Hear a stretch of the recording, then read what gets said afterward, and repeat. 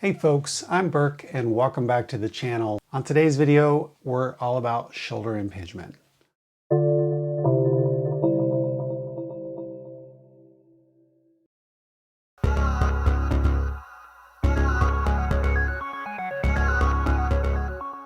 On today's video, I'm going to break down shoulder impingement. Let's start with a quick anatomical review.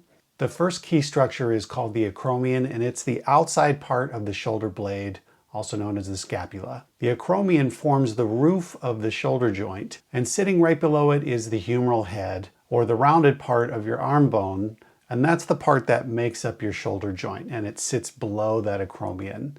The space between those is the subacromial space, meaning below the acromion. And as we move, the size of that space changes. In certain positions with the arm overhead or across the body, that space is smaller than it is with our arm resting against our side. Now let's look at the diagnosis of shoulder impingement. There are two kinds. One is called primary impingement.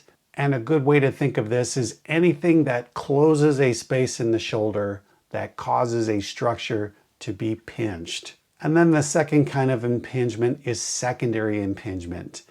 And secondary impingement happens when the shoulder is loose, when there's not enough stability. And as we move, the humeral head moves into the wrong position and it causes a pinch, but it's because of this movement or instability. Because the root cause of both of those types of impingement is some kind of a pinch, when we test for impingement, that's what we're looking for. We're looking for a pinch with different movements of the arm. There are really two basic tests for this. It's fairly straightforward to diagnose. If you do the test and it reproduces either the same pinch feeling that is your primary problem or the same pain that you've been experiencing in your shoulder, then the test is positive. First test is called the near test, and in this test we're going to stabilize the shoulder blade and raise the arm, and we're going to look for that point where the space becomes smaller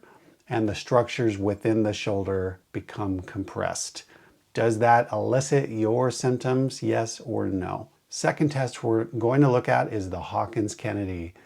In this test, with our arm out to our side or anywhere across our body, more or less even with the height of our shoulder, we're going to rotate the arm in. And this essentially does the same thing. It rolls the humerus, the top of our arm bone, into that space, making it smaller. Does that elicit our symptoms? Using different combinations of these angles, a skilled therapist can get fairly specific and precise about where we think the location of the injury is.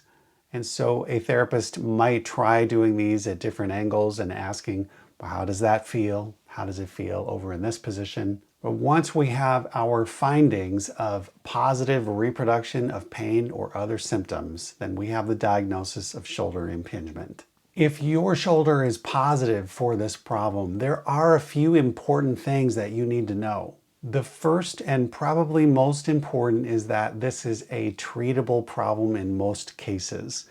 Unless this impingement is associated with major tearing or damage to the muscles and tendons, there are lots of good things that we do in rehab to help shoulder impingement. The second key takeaway is impingement is a diagnostic label, but it's not really the full picture of the cause. In my experience as a physical therapist, most of the time the cause is a strain of some kind and or too much motion or lack of strength and stability in the shoulder, not the impingement itself. Every shoulder will compress those structures at certain degrees of motion. This is actually the normal biomechanics of the shoulder. So unless someone is doing forceful, repetitive work at the very extremes of their overhead range of motion, the likelihood is that the impingement is a sign of a deeper issue with the muscle and tendon and bursa. Now I say this because folks who have been diagnosed with impingement may be worried about getting back to overhead activities. As a therapist, it's my goal to treat the underlying problem and ensure that mechanics are good and mechanics are normal in the shoulder. And that means being able to reach overhead, do work overhead, and not have that cause problems in the future. So if you've been diagnosed with impingement syndrome of your shoulder, yes, it's going to be sensitive for a while because there are structures that are inflamed, there are structures that have to heal, and in time, I expect my patients to be able to overcome and rehab those tissues and get back to doing things overhead without any concern or worry. And the last note is a word of encouragement if you have this problem.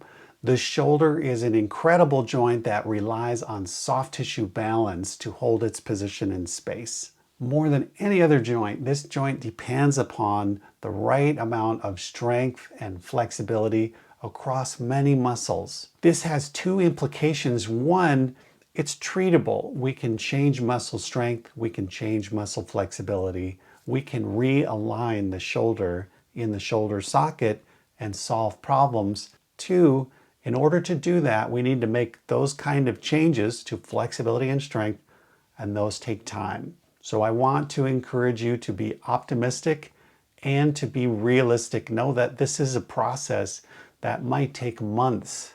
In the short term, if it's necessary to work on pain management while you work on your rehab. But don't give up. This is a problem that is very treatable unless there's a deeper structural issue. So there you have it. Those are our tests for shoulder impingement and a few guiding principles for treatment. I hope that's been helpful and that we'll see you next time.